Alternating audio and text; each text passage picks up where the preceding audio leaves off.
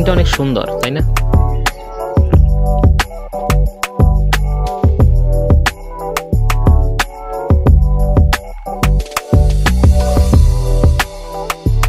হে everyone, আশা করি আপনারা সকলে ভালো আছেন। রিসেন্টলি আমি খুব কম ভিডিও দিচ্ছি, তার কারণ হলো আমি মূলত দুইটা বিষয়ের উপরে ভিডিও বানাই বর্তমানে। একটা হলো বিভিন্ন সিরিজ রিভিউ করি, আর একটা হলো যে দেশের বিভিন্ন অ্যালার্মিং ইস্যুর উপরে কথা বলি।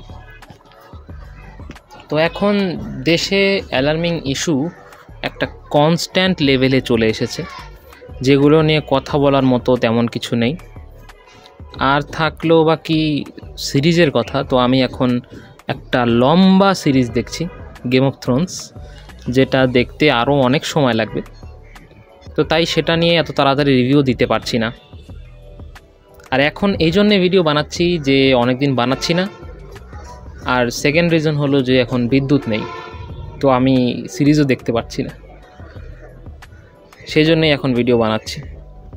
আসলে কোনো প্রতিদান ছাড়া টানা কাজ করে যাওয়াটা না অনেক ডিপ্রেসিং। এইটা আমার এই চ্যানেলের 32 নাম্বার ভিডিও, এবং আমার মেইন চ্যানেলের অলরেডি 36টা ভিডিও হয়ে গেছে। তো মোটামুটি 70টা ভিডিও হয়ে যাওয়ার পরেও আমি এখনও তেমন কোনো প্রতিদানই পাইনি। খুবই কম প্রোগ্রেস হয়েছে এই এত সময়ের ভিতরে। কিন্তু আমার মাথার ভিতরে একটা জিনিসই থাকে যে আমি এমন কোনো ইউটিউবার বা কন্টেন্ট ক্রিয়েটারকে দেখিনি যে 100-র উপরে ভিডিও বানিয়ে ফেলেছে কিন্তু এখনও সে সাকসেসফুল হয়নি। তো আমি সেই লক্ষ্যেই এখনও চেষ্টা করে যাচ্ছি, কিন্তু ধীরে ধীরে আশা কেমন যেন কমে যাচ্ছে। কারণ যে 70টা ভিডিওর কথা আমি আপনাদেরকে বললাম, সেগুলো প্রত্যেকটাই কোয়ালিটি কন্টেন্ট, কিন্তু যেরকম রেসপন্স আশা করছি সেরকম রেসপন্স পাচ্ছি না। সে যাই হোক, আজকেও অ্যাজ অলওয়েজ দুটো বিষয়ের উপরেই কথা বলবো। তার প্রথমটা হলো আমাদের এই জাতীয় সঙ্গীতের ব্যাপারে। তো দেশের কনসার্নিং ইস্যুর ভিতরে একটা হলো যে জাতীয় সঙ্গীত থাকবে না চেঞ্জ হবে, এরকম কিছু একটা ব্যাপার। এখন দেখুন, আমি খুব বেশি জ্ঞান মারাতে চাচ্ছি না এখানে। প্রথমে আমি আমার মতামত ক্লিয়ার করে নিচ্ছি, যাতে করে আপনাদের পুরো ভিডিও না দেখতে হয় আমার মতামত জানার জন্য। আমি তেমন কেউই না। তো আমি চাই জাতীয় সঙ্গীত চেঞ্জ হোক। এখন কারণটা বলছি যে আমি নিজে থেকে একদম সত্যতা যাচাই করার জন্য খুব বেশি রিসার্চ করিনি, কিন্তু আমি বেশ কিছু অথেন্টিক সোর্স থেকে বিভিন্ন কথা জানতে পেরেছি, যেগুলো আমি রিসার্চ না করেও বিশ্বাস করি, কারণ আমি তাদের ভরসা করি। সেখান থেকে জানতে পেরেছি যে রবীন্দ্রনাথ ঠাকুর ইন্ডিয়ার একটা বিখ্যাত জায়গায় একজন ব্রদেল কিপার ছিলেন। খাস বাংলায় বলতে চাচ্ছি না, তবে আবারও বলছি, একজন ব্রদেল কিপার ছিলেন। শব্দটা অবশ্য গেম অফ থ্রোনস থেকেই শেখা। তো এরকম নিজ একটা ব্রদেল কিপারের লেখা সঙ্গীত একটা স্বাধীন রাষ্ট্রের জাতীয় সঙ্গীত হতে পারে না। আর দ্বিতীয়ত, কোনো ভারতীয়ই বাংলাদেশিদের ভালো চায় না, আর রবীন্দ্রনাথ একজন ভারতীয়ই ছিলেন। আমার এক বান্ধবী, চারুকলার ছাত্রী, উনি লিখেছেন যে জাতীয় সঙ্গীত চেঞ্জ হওয়া উচিত না। তার কারণ হলো যে রবীন্দ্রনাথ ঠাকুর বঙ্গভঙ্গের সময় এটি লিখেছিলেন বঙ্গভঙ্গ ঠেকানোর জন্য। যদি বঙ্গভঙ্গ ঠেকে যেত না হতো, তাহলে পাকিস্তানিরা আমাদের নির্যাতন করতে পারতো না। দেখুন কত ছোট চিন্তাভাবনা করে মানুষ একটা স্টেটমেন্ট দিয়ে দেয়। বঙ্গভঙ্গ যদি না হতো, আজকের বাংলাদেশই হতো না, একটা স্বাধীন রাষ্ট্র হতো না, যেখানে শিক্ষার এত সুযোগ থাকতো না, চিকিৎসা এত, যদিও খারাপ, তাও যা আছে তাও হতো না। এটা ওই ভারতবর্ষের একটা ছোট্ট অঙ্গরাজ্য হয়ে থাকতো, যেখানে কোনো সুবিধাই ঠিকমতো থাকতো না। তো তাহলে কি তার কথা এরকম যে ভারতের অংশ থাকাই ভালো ছিল? আপনার কথা কিন্তু এরকমই দাঁড়াচ্ছে। তো আমরা এরকম ছোটোখাটো চিন্তা না করে একটু বড় লেভেলে চিন্তা করি, যেমনটা রবীন্দ্রনাথ করেছিল। আমার শোনা মতে সে ঢাকা বিশ্ববিদ্যালয় প্রতিষ্ঠারও বিপক্ষে ছিল। তেমন একটা মানুষের লেখা সঙ্গীত জাতীয় সঙ্গীত হতে পারে না, আমার এটাই স্টেটমেন্ট।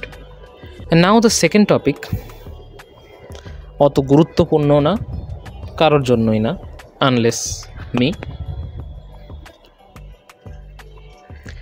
সেটা হলো যে আমি চিন্তা করছিলাম কালকে সন্ধ্যার পরে এখানে আমাদের ছাদের উপরে বসে যে আমি যেটা করলাম এটা কি ঠিক করলাম না ভুল করলাম। এটা আমার একটা ব্লগিং চ্যানেল, তো আমার লাইফস্টাইলের কিছু অংশ এখানে থাকা উচিত, যাতে ভবিষ্যতে আমি দেখতে পারি যে আমি ওই সময় কেমন চিন্তা করতাম এবং আমার সমবয়সীরাও যেন জানতে পারে।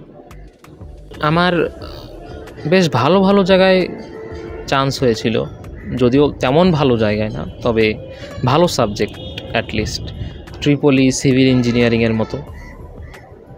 কিন্তু আমি সেগুলো নিলাম না, আমি নিলাম টেক্সটাইল ইঞ্জিনিয়ারিং। অনেক কিছু ভেবে চিন্তেই নিয়েছি, কিন্তু চিন্তা যেন কমে না, আরও বেশি বাড়ে দিন দিন। হঠাৎ করে এক সময় মনে হয় যে হয়তো বা ভুল করলাম, আবার মনে হয় না হয়তো ঠিকই করেছি। মানে খুবই দোটানার ভিতরে আমার চিন্তাভাবনা পড়ে গেছে। আমি কখনোই তথাকথিত চাকরি তো করতে চাইনি, কিন্তু আমি যে লাইনে পড়ছি সেখানে চাকরি দিয়েই শুরু করতে হবে, আনলেস অ্যান্ড আনটিল আমি ফেমাস হয়ে যাই এবং আমার কাছে অন্যান্য রাস্তা খুলে যায়। কিন্তু তেমনটা হওয়ার সম্ভাবনা খুব একটা দেখছি না। আমি চিন্তা করছিলাম যে যেখানেই পড়ি আগামী 4টা বছর যেন আমি খুব শান্তিতে থাকতে পারি, কিন্তু তেমনটা মনে হচ্ছে না। আমি চেয়েছিলাম যে আমি নিজে একটা বাসায় থাকবো আলাদা করে, কিন্তু সেটাও অনেক খরচের বিষয়। এগুলো সবই সম্ভব হতো, এরকম ছোট ছোট যতগুলো চাওয়া আছে, যদি আমার সামনে হঠাৎ করে 2-4টে রাস্তা খুলে যেত, যেমন এই আমার কন্টেন্ট ক্রিয়েশন। আর এটাকে হঠাৎও বলা যাবে না, এটা দীর্ঘ 5-5.5 বছরের একটা যাত্রা, যেটা আমি করে আসছি বিনা কোনো প্রতিদানে। আমি এই সেকশনের 2টো ভাগকেই দেখেছি।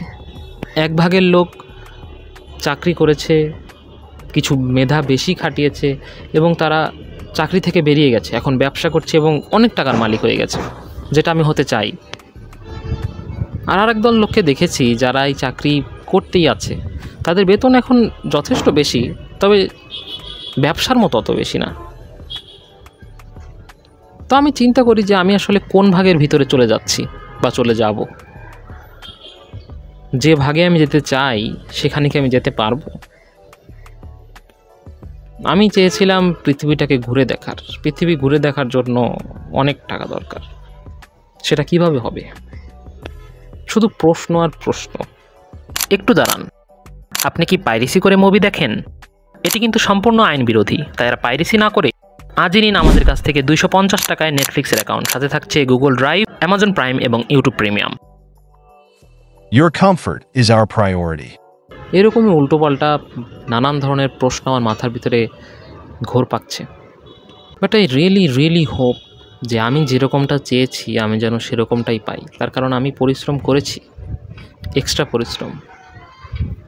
আমার মাঝে মধ্যে মনে হয় যে এইসব যে কন্টেন্ট ক্রিয়েশনের চেষ্টা করি, এত রিসার্চ করি, এগুলোর কোনো দরকারই নেই। আর 4টা লোকের মতো যদি এই ছুটিটাকে ছুটির মতো এনজয় করি কেমন হয়? তারপরেই মনে আসে যে না, আমি আর 4টা লোকের মতো তথাকথিত জীবন চাই না। আমি চাই এমন একটা জীবন যেটা শেষ হওয়ার সময় আমার মনে হবে যে না,